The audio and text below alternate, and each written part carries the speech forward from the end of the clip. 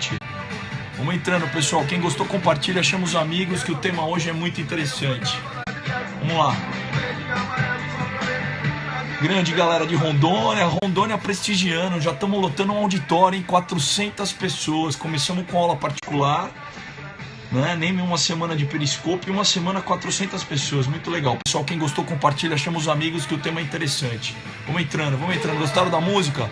Aí, galera de Rondônia, galera de Mato Grosso, galera de Cuiabá, galera do Rio, galera de Brusque, galera de Porto Alegre, grande galera. Vamos lá, galera de Belo Horizonte. Vamos lá. Todo mundo na rua, hein? A civil. Pessoal de Maceió, Alagoas. Vamos lá pra rua. Vamos. Pessoal de Minas. Grande Aline, Caxias do Sul. Vamos lá. Canadá, não acredito. Canadá. Estamos internacional. Pessoal, quem gostou, compartilha. Vamos lá. Vamos iniciar aqui. Vamos deixar de fundo aqui a nossa música. Vem pra rua. Pessoal, primeiro ponto. Vamos continuar a falar sobre obstrução da justiça, mas sem qualquer conotação política ou social. O assunto é de forma técnica, baseado no estudo de caso, que é a forma didática como os americanos estudam o direito, né? Baseado nos usos e costumes. Acho que isso é uma forma muito interessante para aquele que está prestando o concurso fixar a matéria. Então é um estudo de caso. Lógico que nós vamos pegar um estudo de caso que tem um fato notório, né, que foi a interceptação das conversas do Lula, mas sem qualquer conotação política, sem qualquer conotação pessoal, apenas para fixar a matéria e ajudá-los, os senhores, a passar nesse concurso, tá? Essa é a finalidade, quero deixar bem claro. Não tenho posição aqui política nenhuma, meu papel é como um simples professor do aluno Damásio para ajudar os senhores. Perfeito, pessoal? Sem aspecto técnico, vamos falar em tese, nada pessoal, não vamos imputar crime nenhum a alguém. O aspecto é técnico, em tese, para ajudar vocês dentro de um estudo de casos, chamados Lindy Case, para vocês passarem o concurso, perfeito? Então o tema hoje do comentário é continuar o comentário da aula passada, e é intuitivo que em 20 minutos nós não vamos esgotar o tema. Em 50 minutos de aula no Damásio eu não consigo esgotar o tema, imagine em 20 minutos, aqui é só para dar uma dica, perfeito? Vamos continuar a falar sobre obstrução da justiça, tá? Só para quem perdeu a aula passada, fazer um breve resumo. Obstrução da justiça, ela vem prevista na Convenção de Mérida, que o Brasil é signatário, Convenção das Organizações das Nações Unidas, para o combate à corrupção. O Brasil é signatário dessa convenção, um importante instrumento de trabalho da Polícia Federal, do Ministério Público Federal e das decisões também da Justiça Federal. Tanto a Convenção de Mérida como a Convenção de Palermo, né, específica de combate ao crime organizado, o Brasil é signatário desde há mais de uma década. Na Convenção de Mérida especificamente tem o artigo 25 que fala da obstrução da justiça, perfeito? O nosso ordenamento jurídico tem algumas regras gerais, como a gente havia dito na última aula, que você pode utilizar tipos penais para tutelar o quê?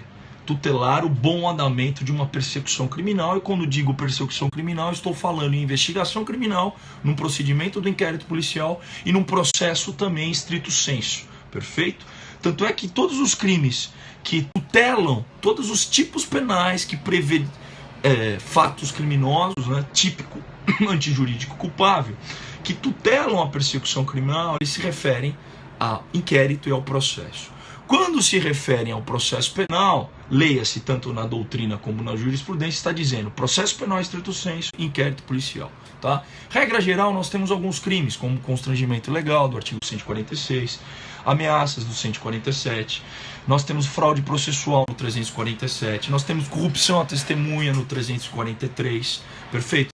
Nós temos também corrupção ativa, né, no 330, enfim, nós temos diversos crimes como regra geral. Temos a coação no curso do processo, 344, perfeito? Então nós não temos um crime específico, né? Depois nós vamos agora aprofundando esse tema de obstrução à justiça, analisar a lei de organizações criminosas, lei 12.850/2013, lá no seu artigo 2º, parágrafo 1º, que também fala sobre embaraçar e impedir a investigação, mas não tem um tipo específico, nome jurídico, obstrução. Obstrução é o gênero da quais são espécies todos esses crimes que eu mencionei. Repito, constrangimento ilegal, 146 do Código Penal, ameaça 147 do Código Penal, corrupção da testemunha do perito no curso do processo 342, fraude processual 347, 344, coação no curso do processo. Perfeito? Então o que eu fiz? Sabedor de todos esses crimes, que são as regras gerais, aplicadas a todos os crimes comuns, e o crime específico de organização criminosa da Lei 12.850, que é o embaraçar ou impedir, parágrafo 1º, eu selecionei perfeito, grande Alan, é isso aí, 146, 147, 342, 347, coloque aí também o 330, que é corrupção ativa, né? E o artigo 2º, parágrafo 1º da Lei 12.850, que é uma regra específica. Dentro desses crimes dentro desses tipos penais que nós selecionamos no ordenamento jurídico, com base, tendo em vista a Convenção de Mérida de um lado e a Convenção de Palermo de outro, onde trazem a regra, a obstrução da justiça incorporada no ordenamento jurídico, nós temos esses crimes. Perfeito? Então nós temos que ter em mente esses crimes. O que eu fiz para fixar a matéria nesse estudo de caso? Selecionei duas conversas interceptadas de forma legal, decisão fundamentada, com base na lei de interceptação, com base no artigo 5º, inciso 12, perfeito? Onde se investigam fatos criminosos que podem ser, em tese, tipificados em lavagem de dinheiro, crime de corrupção, né, desvio de dinheiro público, perfeito? Então, são duas conversas que nós vamos analisar em tese, não estamos imputando fato criminoso a algum. Estamos num aspecto didático, aspecto técnico, para ajudar os senhores, vamos analisar em tese, perfeito? Outra situação que me perguntaram muitos alunos durante hoje o dia: professor, a divulgação ela foi legal? Né? Ontem no final da aula vocês me perguntaram, mas eu não tinha ciência da decisão do juiz da 13ª Vara, doutor Sérgio Moro. E aqui eu quero só complementar para a gente analisar essas duas conversas que eu selecionei para os senhores. Primeiro, se a conversa interceptada estiver sobre alvo de segredo de justiça absoluto, ela foi dado ciência à imprensa, né, de forma obscura, de forma sombria, de forma não oficial, aí sim é caracterizado um vazamento e um desvio de conduta daquele que realizou esse ato. Vai responder um procedimento administrativo, punitivo, e vai responder por crime, né, com base até numa resolução do Conselho Nacional de Justiça, perfeito? Mas não foi o que aconteceu. O doutor, ele deu o juiz da 13ª Vara, doutor Sérgio Moro, ele deu uma decisão fundamentada, dizendo o seguinte: olha, estamos investigando desvio de dinheiro público. O poder original emana do povo e ele o transfere para aquele que o representa.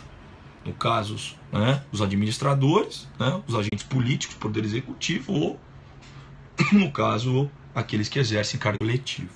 Eles devem prestar contas ao poder originário, perfeito? Razão de ser dos princípios constitucionais da administração pública, entre eles a publicidade, perfeito? Então, o professor José Afonso da Silva, grande constitucionalista clássico, né, do direito constitucional, ele já dizia isso. Até que atos de improbidade administrativa em relação a desvio de recursos públicos são imprescritíveis. Então, se o poder emana do povo e eles nos representam, eles nos devem prestação de contas. Então, os direitos e garantias a eles, em relação a isso, tem que ser interpretados de uma forma mais restrita. Esse é o primeiro ponto. Perfeito? Então, ele disse que é de interesse público. Fundamentou com base até numa resolução do Código, uma resolução do Conselho Nacional de Justiça, que permite divulgar informações quando é do interesse público. Isso é perfeito. Muitos alunos, não, mas é ilegal, professor. Não é ilegal, sem qualquer conotação política. Uma análise extremamente técnica. Acessem vocês aí a resolução do Conselho Nacional. É só jogar aí no Google. Sigilo de investigações, resolução do Conselho Nacional. E a resolução não é lei, ela é uma diretriz, um ato normativo que dá uma diretrizes ao ao juiz, perfeito? Então nesse ponto a divulgação não é considerada crime. Tá, professor, se eu for levado a isso a um exame de prova, de delegado da Polícia Federal, de Ministério Público, do juiz, eu posso levar essa... Lógico, leve a resolução do Conselho Nacional debaixo do braço, pode defender que pode ser divulgado em caso de interesses públicos. Perfeito? Não há ilegalidade nenhuma. Vamos analisar agora duas conversas, tendo em vista aqueles crimes que nós havíamos dito. Perfeito? Vamos começar pela conversa mais tranquila. A conversa entre Dilma e Lula, né, a respeito do termo de posse. Perfeito? Vamos lá. Então a Dilma liga pro Lula e o Lula fala: fala, querida. A Dilma responde: seguinte, eu tô mandando o Messias. Messias é o Jorge Rodrigo Araújo Messias, subchefe de assuntos jurídicos da Casa Civil. Junto com o papel pra gente ter ele. Só uso em caso de necessidade, que é o termo de posse, tá? Aí o Lula responde: tá bom, fico aguardando, tá bom. Perfeito. Pessoal, isso aqui é uma conversa interceptada, cujo alvo da investigação era o Lula e não a presidente Dilma Rousseff, que de acordo com o artigo 102, inciso 2 da Constituição, tem foro prerrogativo no Supremo, mas ela é interlocutor. Logo, primeira premissa, a interceptação é legal. O alvo da investigação, que não detinha foro de prerrogativo de função até então. Perfeito? Pessoal, conversa interceptada, ela é uma prova indiciária. Lá no artigo 239 do Código de Processo Penal, o que é prova indiciária? É a circunstância conhecida e provada. Que, em razão de um juízo, né, uma máxima de experiência, um juízo de razão, eu posso levar a outra circunstância. Então nós temos que interceptar, nós temos que primeiro partir da premissa, e aqui é uma premissa aristotélica, baseada na filosofia de Aristóteles, entre premissa menor, premissa maior e a conclusão. Premissa menor é a ligação. Então vamos lá. É uma análise analítica que você faz no artigo 239 do Código de Processo Penal, né? A premissa menor é que houve uma conversa. Essa conversa é indiciária. E essa conversa já é clara e objetiva. Olha, entregarei um termo de posse. Tá? Entregarei um termo de posse. Essa conversa por si só, temos que analisar agora num contexto para entender uma premissa maior e dessa premissa maior extrair uma conclusão. Tranquilo nessa relação analítica? É uma relação puramente analítica, lógica analítica. Então vamos lá. Vou te entregar o termo de posse. Contexto fático da situação. Lula estava sendo investigado por não ter foro de prerrogativa de função na 13ª Vara da Justiça Federal do Paraná. E lá ele estava sendo investigado por crime de desvio de dinheiro público e lavagem de dinheiro. Perfeito? Entre outros. E aí nós vamos perguntar: o termo de posse seria entregue agora. E agora vamos trabalhar com uma hipótese para localizar uma premissa maior e dessa premissa maior sair uma conclusão. Sem imputação nenhuma, em tese. Vamos analisar em tese. Entregaria o termo de posse. Se quem fosse entregar esse termo de posse, no caso era um presidente da República, e estamos analisando em tese, se ele tivesse a ciência,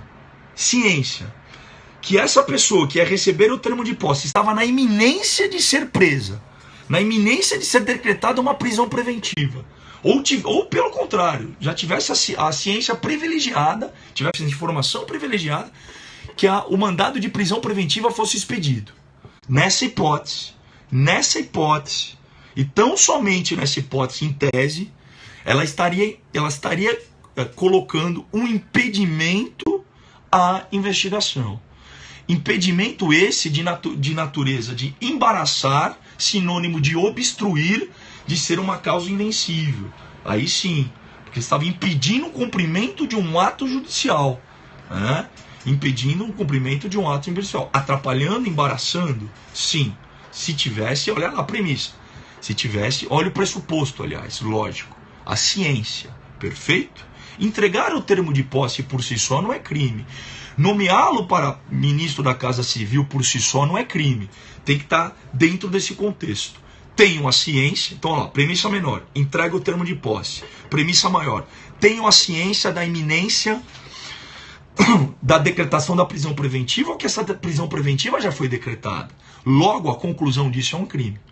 Por ele estar respondendo por crime de organização criminosa, desvio de dinheiro e lavagem, ele poderia, em tese, responder no artigo 2º, parágrafo 1º da Lei 12.850 de 2013. Perfeito? Poderia responder por esse crime. Tá? Vamos tirar um print desse crime, pessoal, que eu pus para vocês, para depois a gente analisar outros, tá? Mas dentro dessa hipótese. Outra hipótese, vamos supor que ela não tinha essa ciência. Vamos supor que ela não tinha essa ciência da iminência de uma decretação de uma prisão preventiva, ou que essa prisão não, só queria nomeá-lo como ministro da Casa Civil. Fez a nomeação, ele ia ser indado a um foro e prerrogativa de função e continuar a responder no processo penal no foro do Supremo Tribunal Federal. Essa hipótese também não configura crime. Existe, por ser uma prova indiciária, a necessidade inevitável de comprovar o quê? Esse dolo, e esse dolo com essa finalidade. Esse elemento subjetivo é muito importante para a caracterização desse crime. Porque o crime lá previsto do embaraçar ou impedir a investigação, e lá leia-se investigação ou processo penal, é um crime apenado de 3 a 8 anos. É um crime apenado de 3 a 8 anos. Tá? Nós vamos analisar esse crime. Tá? A pena é maior, é uma regra específica que é maior do que a coação no curso do processo. Do 344, que é de 1 a 3. Tá? Isso aí, pessoal. Quem gostou, compartilha e chama o pessoal. Tira um print agora, pessoal. Perfeito? Tira um print. Então fui bem parcial.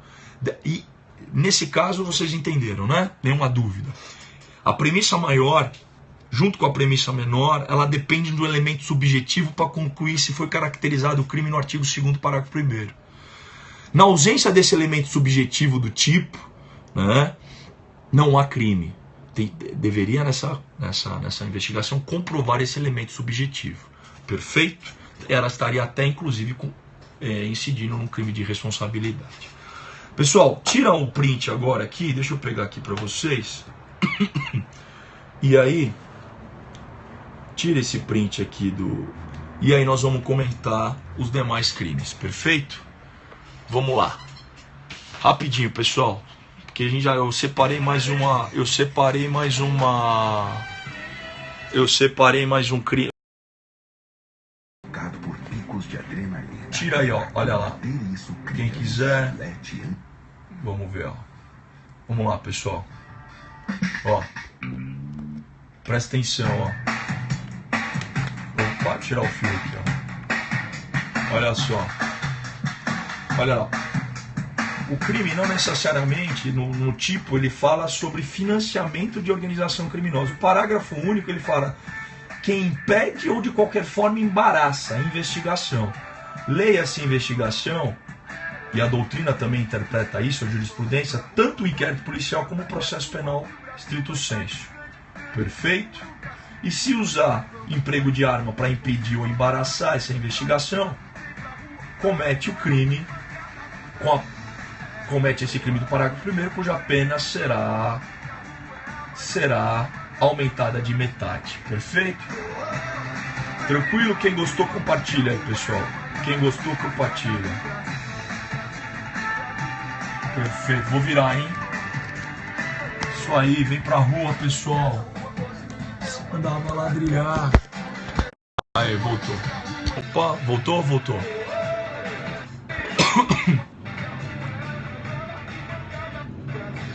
Essa conversa não foi a perguntar, mas essa conversa saiu depois da decisão do Moro. O Moro já deu uma decisão fundamentada, dizendo que ele, entre prolatar essa decisão e dar a ciência ao delegado, e o delegado dar a ciência à operadora, essa conversa entrou no contexto da investigação. Ela não é ilegal.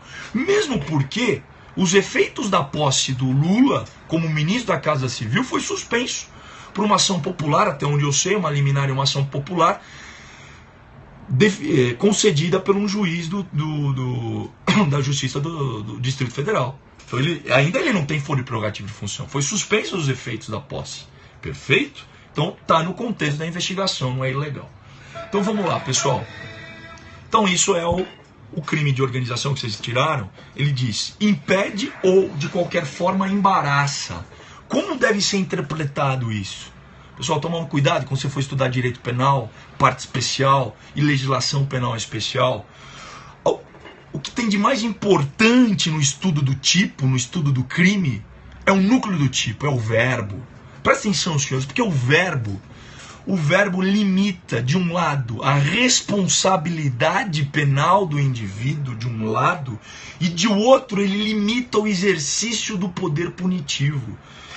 Porque se não tiver caracterizado o verbo no seu perímetro, no seu alcance, o delegado não pode oferecer, não pode realizar um indiciamento, o Ministério Público não pode imputar um crime e o juiz não pode condenar.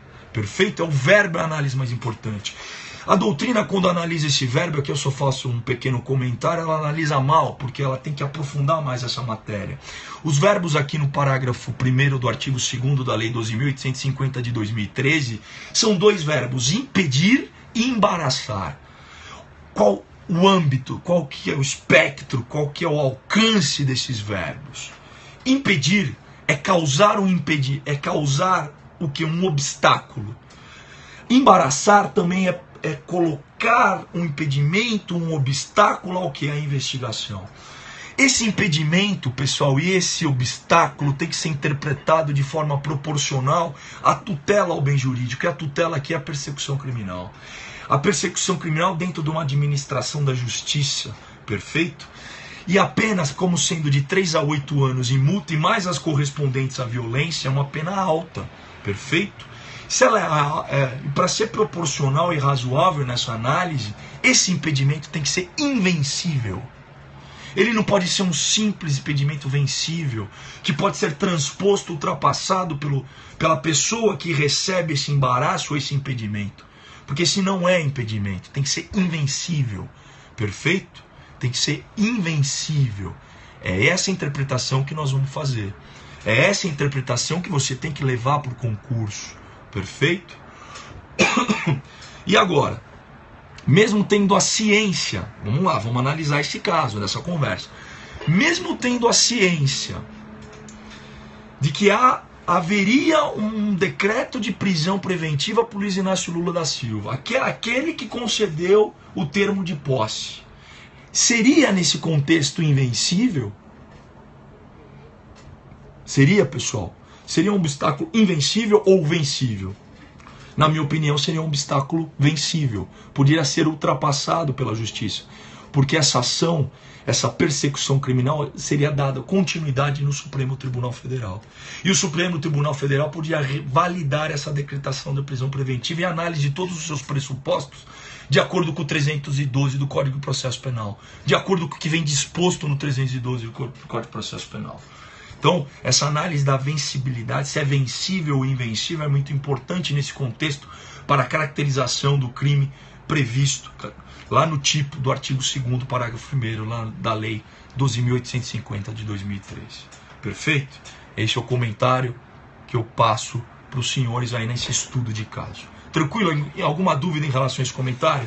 Quem quiser coloca aí, que nós vamos para a segunda conversa. Vamos analisar uma segunda conversa. Vamos? Vamos lá?